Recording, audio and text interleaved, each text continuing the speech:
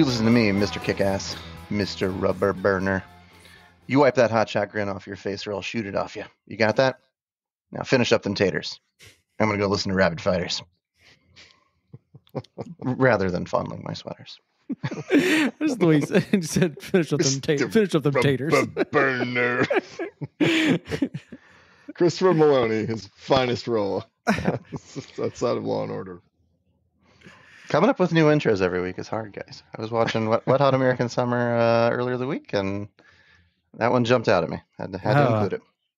I haven't seen that movie in a long time, but I remember watching it many, many times. It holds up. Unlike Christmas Vacation, where I was like, "This is shit, guys. Are you kidding me?"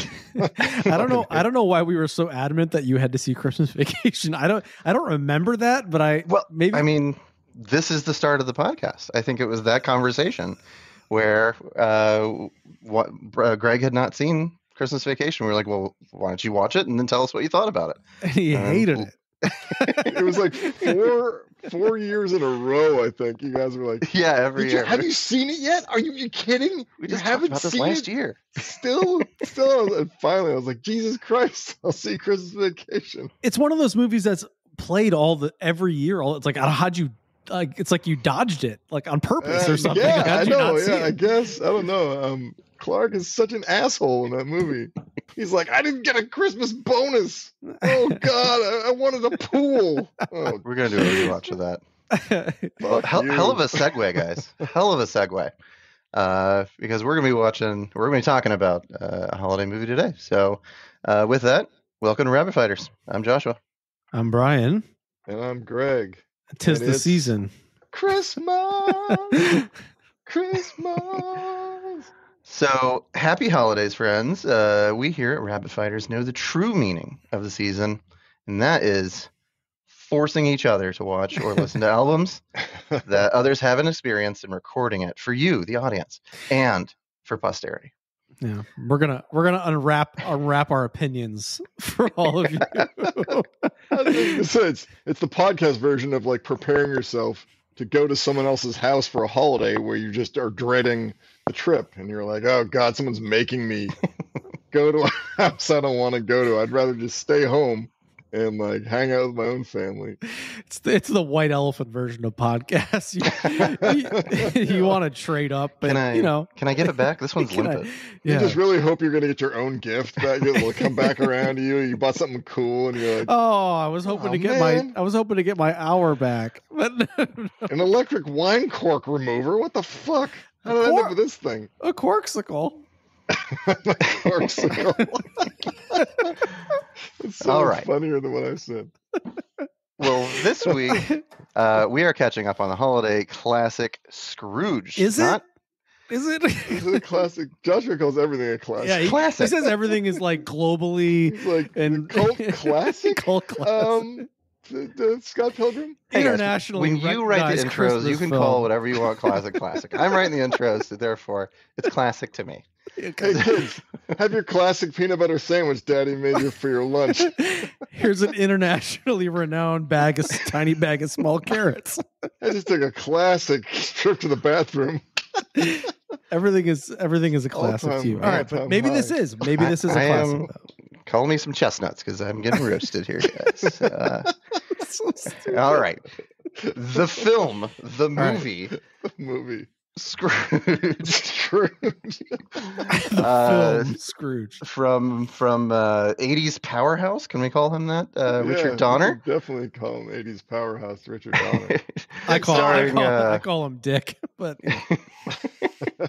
Dick Donner. But I bet you if anyone ever cheeses that guy off anywhere, he screams at the top of his lungs, "I made Lethal Weapon, you bastard!" This one is my fault. We were kicking around the idea of holiday movies, and then the poster for Scrooge popped up, and I was like, you know what? I've seen that poster 1,000 times, And I like Bill Murray, but I've just somehow never seen this movie. And I was like, and then Joshua was like, that's it. That's what we have to watch. Scrooged. So Isn't it like a skeletal hand with like a joint in it or a something? cigarette or something? Yeah. Cigarette. I think he's holding a cigar or something like Holding that. a J. But there is a skeleton. But to be fair, I don't particularly love the Christmas Carol thing. Not a Dickens fan. This tale, I don't mind Dickens, but I think there's just so many. I don't know. I'm more of a fan of Charles Dickens with 2 Ks, the well-known Dutch author. I think there's so many bad adaptations of this, of productions of this thing, that it's just like it's very well worn. I feel like this movie for me is like, you remember record stores and like the mall, like if you're like you'd go to the mall and they'd have this wire bin that said the nice price. I don't know if you guys had these, and they'd have like that's awesome, just jumbled cassettes and like CDs like dumped in it that were like, hey, someone will buy these fucking things at $5.99 for a tape, and I'd walk by the nice price bin over and over again, and I'd be like, at some point I'm going to buy this Cream cassette maybe, because I don't know, I should probably listen to this Cream album that is an old chestnut. But this is like a nice price movie where you see it again and again, and you're like, at some point I will probably watch this movie, but you just don't. Yeah, I put it up there with Jingle All the Way, Arnold Schwarzenegger. Jingle All the Way, Sinbad, right? Isn't it Sinbad? Oh, man. That's a dream. See, I've never actually seen that one either. Okay, so what do we think? It was darker than I expected. It's definitely kind of more of a dark comedy than I was expecting. Like, I thought Bill Murray was kind of be over the top, but it was a weird vibe. Like he's not a great person to be in this film. And like it's just like there's like I don't see any redemption, and that was my one big complaint about it, aside from just like a lot of annoying actors in it. But the thing was like, he's singing a song. Yeah, it's just like horrible person sees some stuff, and at the end he's like, I'm changed. I'm like, what the fuck? Why? Like, you didn't, like, there's been zero remorse. But isn't that the plot of of Christmas Carol? I get, but the way he played it was just like, you don't root for him at all. He's a classic character though, where they don't care about anyone else unless something in their life is put at stake. In this case, his actual life. Oh, I had read that Richard Donner and Bill Murray did not get along well on this film at all. What a shock! And that Bill Murray had attempted to, because he ad libs everything.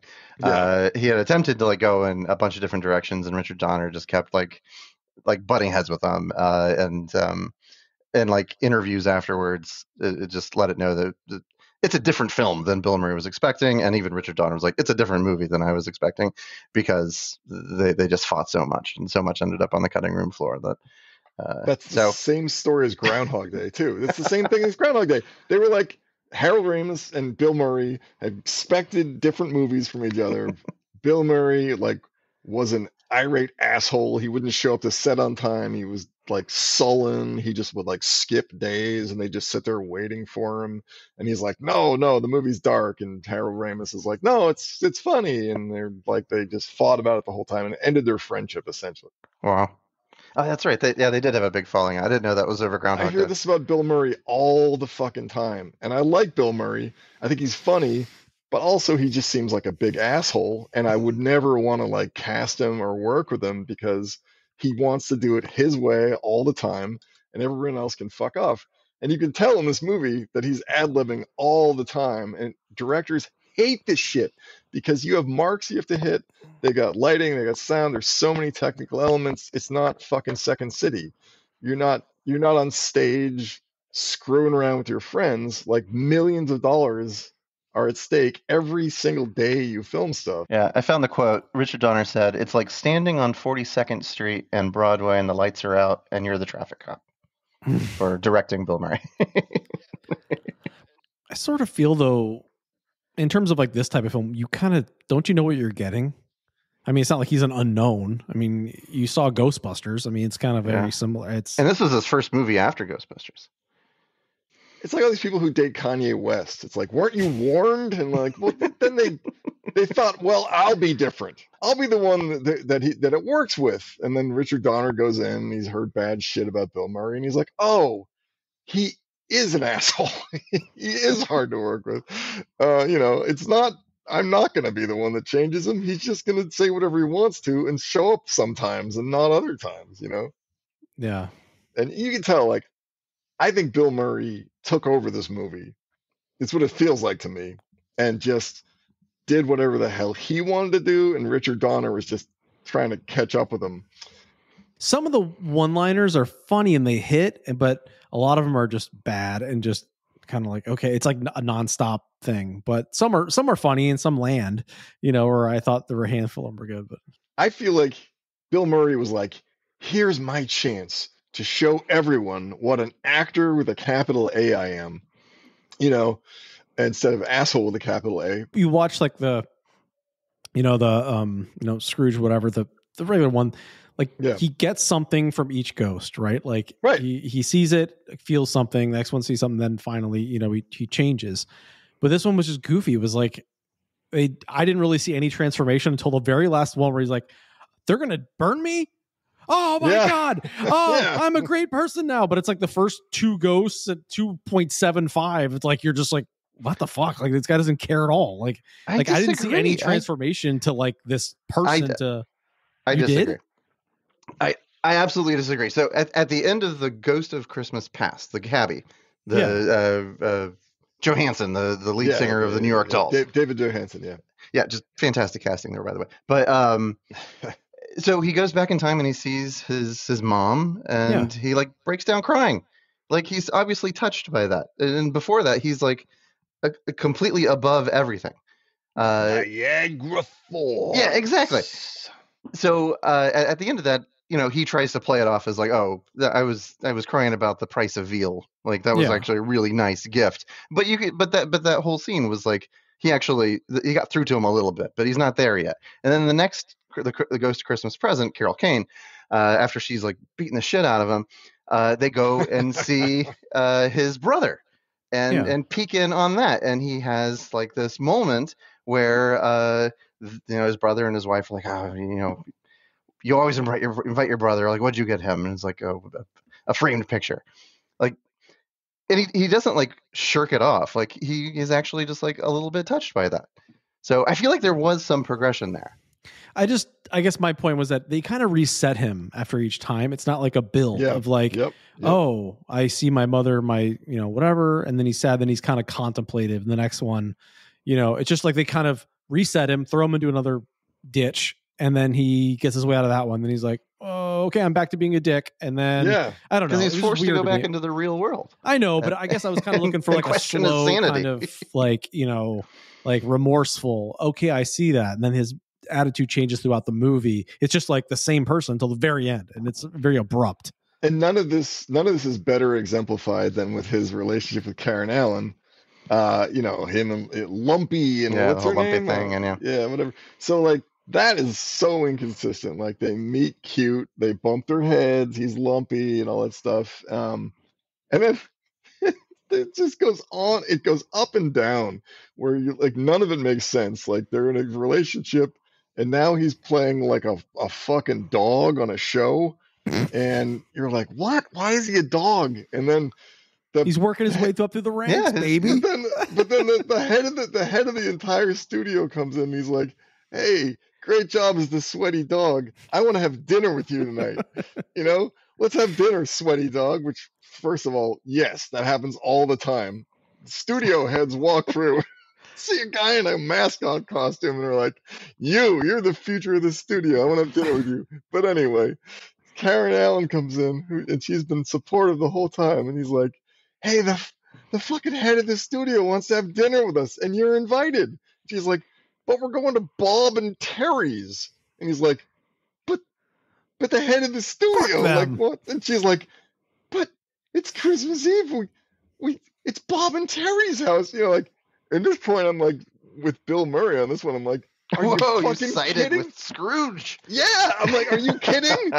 It's the head of the studio. This guy wants to be a performer. Like, it's his entire career, like possibly sitting in front of him. And she's like, but Bob and Teri, like, you can see those motherfuckers anytime. The head of the studio, the head of the studio is going to cheat on his wife, and he invited us. When he's like, you know what, I gotta go to this dinner. She's like, how about we break up for a little? I'm like, what? Really? This is a delicious hot take there, Greg. I love it. Fucking Bob and Teri, like, go there tomorrow. You don't win that scenario. I mean, that's you go to Bob and Teri's. Like, don't be a dick. You don't. Because if that's the last interaction, they break up. He randomly calls her 15 years later. Yeah, totally. She runs to the set and is like basically still in love with him somehow. He seems like a total dick. Like I know. And then after that instance, he's the dick every single time. Yeah. And she's like, hey, Lumpy, I guess I'll come back when you're not being a raging dick. Maybe tomorrow? And he's like, yeah, I'll probably still be a dick tomorrow. He throws an ashtray at her and she leaves. If you would just stop being a dick to these volunteers for 5 minutes, I'll go with you. I know. He's like, hey, let's go to dinner. And she's like, yeah, that sounds great. And he's like, they're like, oh, we need to get turkeys and matches from the store. And he's like, no, we're going to dinner right now. Fuck turkeys and matches. If you go with these ladies, you're an idiot. I just really love how like upset you guys are about how unlikable Scrooge is. He's fucking Scrooge. He's supposed to be terrible. Why? But why does she like him? Like, ask Charles Dickens, man, because Ebenezer Scrooge also had a chick that he loved. Yeah, and she broke up with him in the first fucking flashback, and then you never see her again because she's like, bye, asshole, and leaves, and never is like coming back puppy dog eyes to like go out to dinner with him. But Karen Allen keeps coming back to this asshole.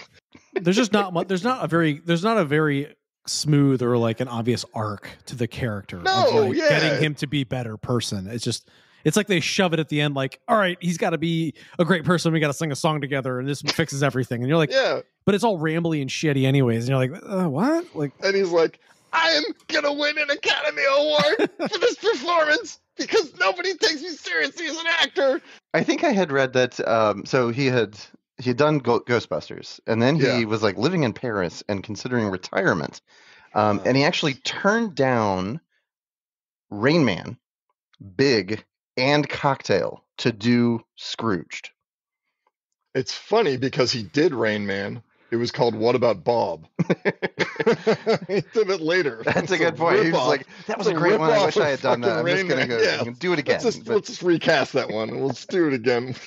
It's really good. Got some decent people. I liked Bobcat Goldthwait. Yeah, I was going to bring him up. I thought he was... That's a good role for him. Yeah. It's funny, but also you're like, who would hire this man? for like top-level studio... like, he's like... Oh, you mean you mean in a corporate setting? I'm sorry, I thought you were saying like Bobcat Goldthwait in the movie. Like, no, the movie. Yeah, he's a terrible VP. Mr. Scrooge, I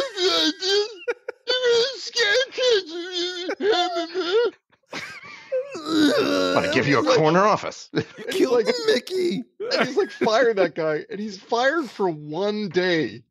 And he becomes not even right. A raging alcoholic who buys like a fucking shotgun, and he goes postal on. He tries to murder Bill Murray like 6 times. I'm like, maybe he was a bad hire, guys. Maybe you should vet people a little. Is there a good version of this story? Like what's the gold standard of A Christmas Carol? I mean, George C. Scott one is great. Like that one's. The Muppet Christmas Carol was good. I think the Muppet one is good. Michael Caine's good in the Muppet one. He really like plays it that one. As he doesn't play it for laughs. He plays it as like I'm in just as good of a version of Scrooge as any other stage adaptation. And that's the right take for any Muppet movie. Like if you're surrounded by Muppets, you gotta play it straight. Yep, yeah, absolutely, exactly. Mm-hmm. They do a lot of the like I said, it's kind of a dark movie and the dark comedy thing where there's a lot of like bootleg poor man's John Carpenter special effects. It's like, Yeah. Oh, with the it. effects are not that good. so- The Ghost of Christmas Future when he lifts up his robe and Yeah. those little puppets Yes, that are that's what I underneath mean. there. Yeah, That's yeah, creepy yeah. as shit. It's creepy, but that's it's also like creepy. rubber It's like- faces Yeah, and totally. yeah. light It looks behind so them, you know? cheesy, and I was Not, like, really I rude. tried The to movie Google like who takes did a the turn work. right there where you're just Yeah. like, this was one thing and now it's something completely different. Oh, you know what though? And it's right around then. The one scene that really got me in this movie is the dead guy in the under the Ah. sewer. Oh Mhm. my fuck. Yeah, I was like, where he's The just frozen frozen rock with or his something. eyes open. He's like, come on there. Stop screwing around, man. You know, come on. Come on. Wasn't he one of the dudes hanging out with Monfratelli? Yeah, he was. Yeah, exactly. He was. Monfratelli. Another Richard Donner movie. I know. The Goonies. You gotta They use just it. really just shoehorned her in there. I was Wait, like, did Richard Donner direct Throw Mama from the Train also? I don't think so, but man, that'd be good. that's an intense movie. I haven't seen that one in a long time. That would be the Cornetto trilogy of The Anne Don- Ramsey movies. Anne Ramsey. That's Good right. ref. Good ref. Yeah. The Donner. The Donner. The Donner Party. Donner Party of The Three. Richard Donner Party of Three. That's the trilogy. Right That's there. it. Ah, Donner that's the Party trilogy. of Three. We did it. Just go team. You know who I really liked in this is the scene where his old boss comes back that like to warn him about the ghost. I like and that he's guy all- too. That Yeah, I thought that's my favorite ghost, and he's not a ghost. I know. Yeah. Is it Jacob Marley? Yeah. You mean Oh. the Jacob Oh Marley yeah, he's character? the Jacob Marley. Yeah, Lou the he's got the his old boss. The Got a golf rat ball. living in his head. I'm like, he looks like the silver guy from like downtown New York. He looks like one of those robot guys. I'm not like a big like horror or gore movie Yeah. kind of guy, but that scene where he's got Bill Murray by the Yeah. throat and Yeah. he's hanging He him out goes over through there. the And glass. he's like grabbing his arm and it's all ripping apart. And yeah. the muscle like and then the bone breaks and he like falls. Like that scene freaked me out, but I was like sucked in. I was like, this movie is crazy and it's a Christmas movie. Like, yeah, sign me up. I will say, in terms of stuff that I did like, it does work well as setting Scrooge as like a modern day Scrooge would be like the head of a studio. It's a ripe situation to be a retelling of the Scrooge story. And it's cool how they have parallel Scrooges, right? Like they have the Mhm. live action Scrooge play starring Buddy Hackett. Fucking I was like, yep, that's a terrible decision that would be made by an artistically bankrupt person. I love the Robert Goulet with a Cajun Yeah, Christmas. the Cajun Robert Goulet. Goulet's Cajun Christmas. That's funny.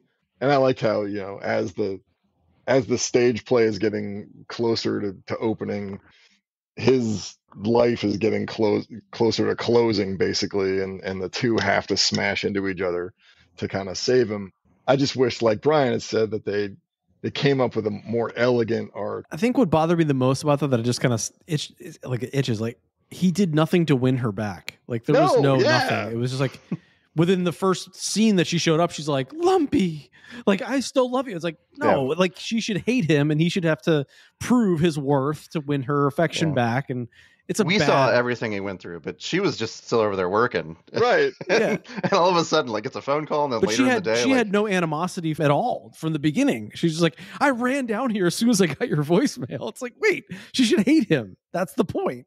And like also you're like, she's a lovable person and she's attractive. She'd be with somebody else. She's holding a torch for, Bill Murray for like 15 years, my ass, right? Like she'd be married with someone else, like I wish they gave her more to do in this movie than just make goo eyes at Bill Murray.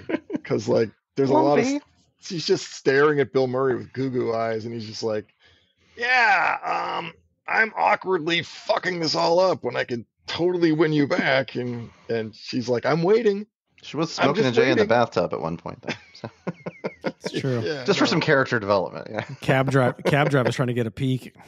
And that's why they do set up a good relationship with them earlier in the movie where they show them as young people and they like have a nice relationship, which is why I thought it was so hilarious that he's like, hey, the head of the studio wants me to have dinner. And she's like, I think we should break up. Like, what? Yeah, but Like, after all this, I disagree with you. You go to the friend's house for Christmas Eve. You don't go to the dinner with the cheesy head of the studio. Head of the studio. I'm with Brian and Karen Allen on this one. Look at Greg trying to climb the ladder as an actor. Like, I would go. Totally. I would totally go. Do you know how hard it is to get jobs in that fucking industry? No, I don't. It's so no hard. clue. Greg's like, have you ever been inside of a dog costume before? Yeah, I know. Seriously. Obviously, this guy needs a break. He's sweating his ass off in a dog costume. I mean, like, that you have one chance at. Like, the studio had asked you to dinner and you got one chance at it. Bob and Teri are obviously, like, good friends of theirs. Like, you can just call them and be like, hey, you know, he's not going to make it tonight because he's got a big fucking break with the head of the studio. And they'd be like, great, cool. We'll talk to him tomorrow. I don't know. What's the problem there? I think you're missing this whole point of that. Your commitment to the people that care about you on a holiday. You don't know what it's like out there. Yeah, exactly. You don't know what it's like. You've never been starving. You have made me kind of reconsider this, but not by much. I feel like maybe some ghosts need to visit you tonight. Yeah. Get out of here. Are you kidding me? I got my head screwed on straight for this one. He immediately replaced her with the dancer whose nipples were showing. I know it. the solid gold dancer. I like that one. You can hardly see them nipples. Yeah, they're really looking. That was funny. My dad used to love the solid gold dancers. We used to watch that at our house, and he'd say, "Those solid gold dancers are something else." Something else.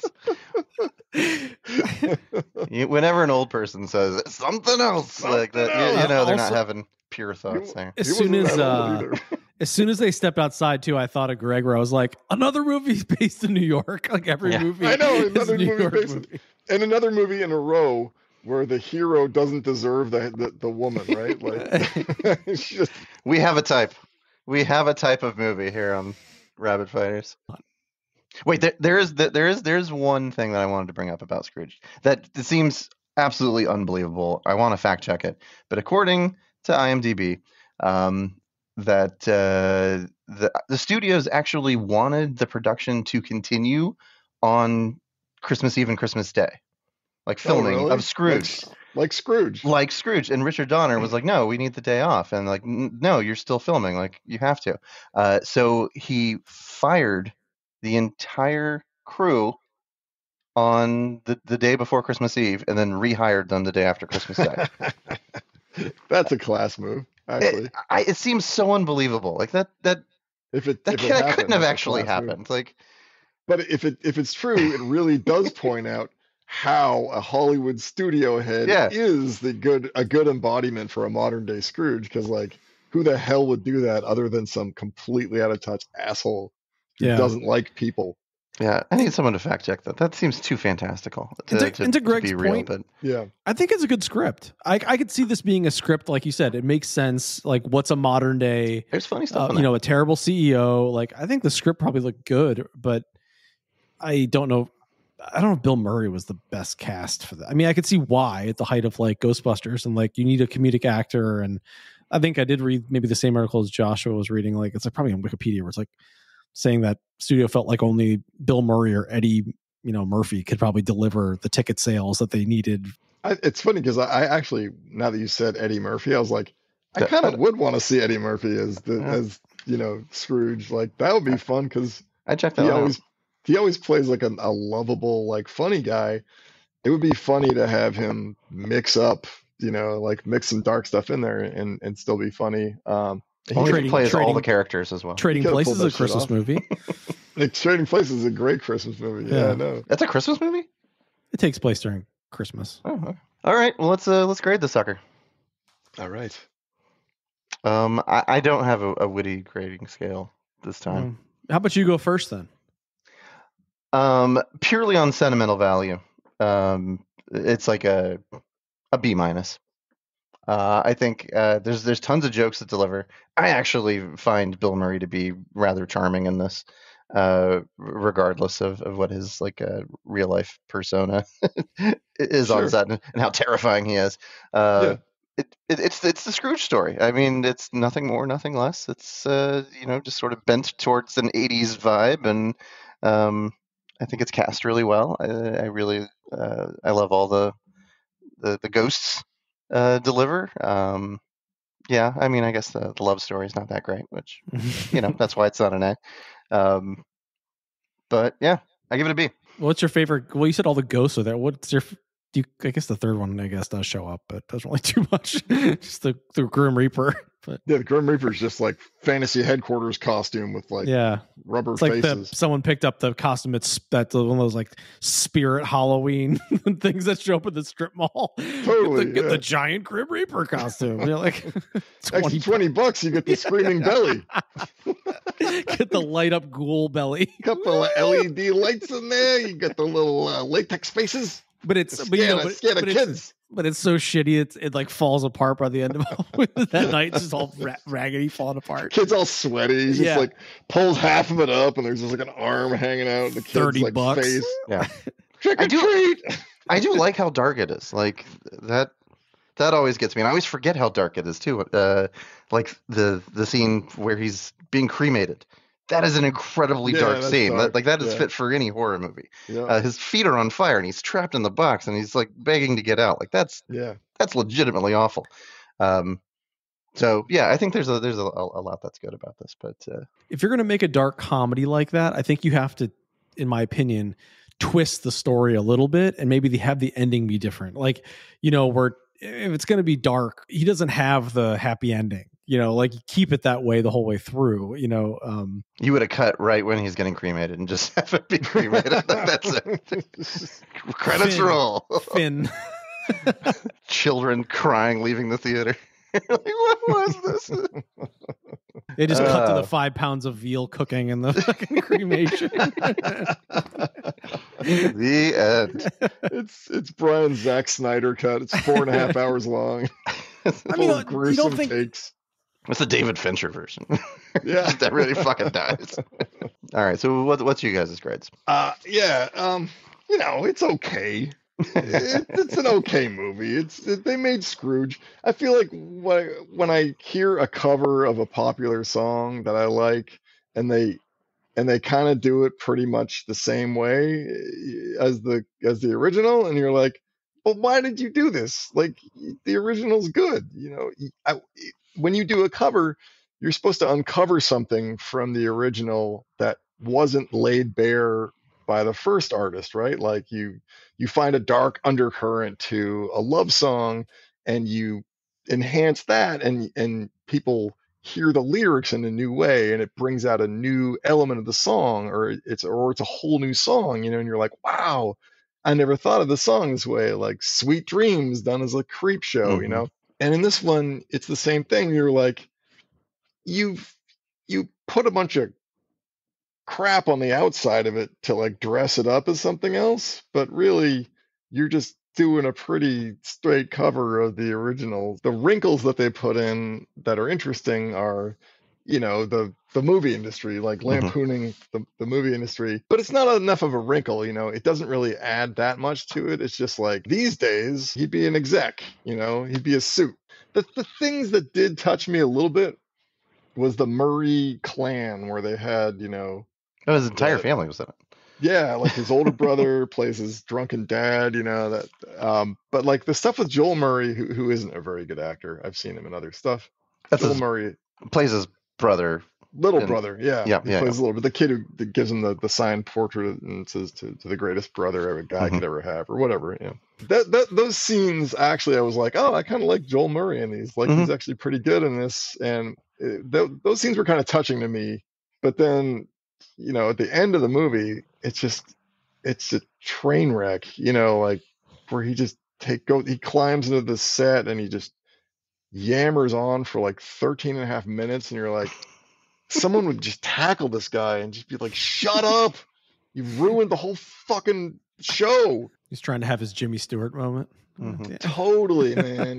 Totally. You get to a certain age and you've done Ghostbusters and all this other jokey shit, and you're like, I'm going to show him what I can really do. Because doesn't that happen in It's a Wonderful Life? Doesn't he like run around the streets yelling and Yeah, exactly. Yeah, The Wonderful Life. Yeah.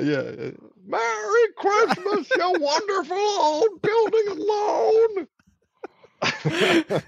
Greg's gonna go watch that immediately after. I love that movie. It's so good. It's such a good movie. I want to see the movie. Someone should make you know how there's like I was interested in the fake movie from the beginning where the Santa and the $1 Million Man are ready to go at it with the guns. Lee Majors. Yeah. I was like, or remember the movie in Home Alone, like the gangster movie? Like Angels with Dirty Faces? Yeah, something Angels like that. With Dirty Faces. That's a real movie, though. Yeah.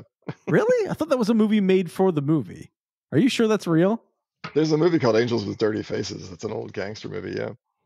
Really? I always thought that was like just made for that, for Home Alone. So what was your grade, Greg? My grade, man, it's a C, I guess. C is average, right? So I think it's average. I think it's an average movie. Brian? C. Yeah. Just throw it. That's it. All right. See you guys next week. Ryan said yes in Spanish. Just yeah. It's like asking Metallica to do a Christmas album. You know, like you're kind of like do tell.